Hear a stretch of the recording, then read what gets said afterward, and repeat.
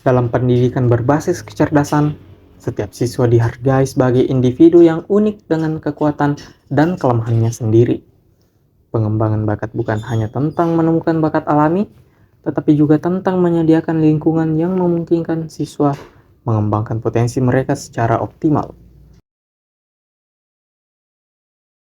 Tes sidik jari, atau yang lebih dikenal dengan nama Dermatoclitis Multiple Intelligence Test, adalah metode yang digunakan untuk menganalisis pola sidik jari seseorang guna mengidentifikasi potensi bakat dan kecerdasan mereka. Metode ini menggabungkan ilmu dermatoclipis, neurologi, biometrik, dan psikologi untuk memberikan gambaran tentang gaya kerja otak yang dominan serta karakteristik individu. DMIT mengklaim dapat mengukur berbagai jenis kecerdasan berdasarkan teori kecerdasan menjebung dari Howard Gardner yang mencakup kecerdasan linguistik, logis matematis, spesial, kinestetik, musikal, interpersonal, intrapersonal, dan kecerdasan naturalis. Metode DMIT semakin populer di kalangan orang tua dan lembaga pendidikan sebagai alat untuk memahami potensi anak. Banyak sekolah mulai menawarkan tes ini sebagai bagian dari program pengembangan siswa. Dalam konteks karir, hasil dari DMIT dapat digunakan untuk membantu individu memilih jalur pendidikan atau profesi yang sesuai dengan bakat dan minat mereka.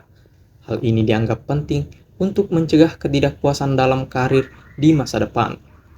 Beberapa penelitian mendukung bahwa ada hubungan antara pola sidik jari dengan kecerdasan dan karakter individu. Misalnya, studi menunjukkan bahwa pola sidik jari dapat dikaitkan dengan faktor pertumbuhan saraf dan faktor pertumbuhan epidermal yang berperan dalam perkembangan otak. Penelitian lain juga menunjukkan bahwa analisis sidik jari dapat membantu dalam memahami kepribadian dan gaya belajar seseorang. Sebuah studi kasus melibatkan seorang siswa bernama Dono yang mengikuti tes DMIT pada tahun 2016. Hasil tes menunjukkan bahwa ia memiliki skor rendah dalam kecerdasan musik, meskipun ia sangat berminat untuk belajar musik.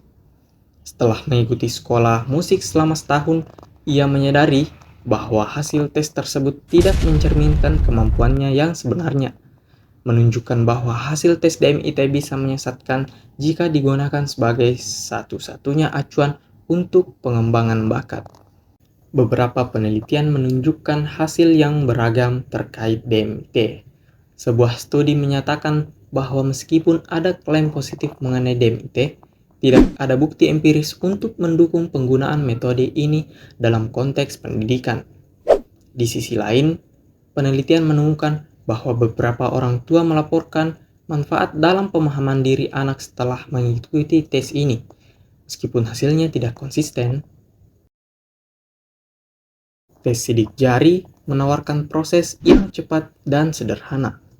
Pengambilan sidik jari hanya memerlukan waktu singkat dan hasil analisis dapat diperoleh dalam waktu yang relatif cepat. Selain itu, DMIT mengklaim dapat mengidentifikasi kecenderungan bakat dan kecerdasan sejak usia dini. Dan metode ini memberikan pendekatan holistik untuk memahami individu.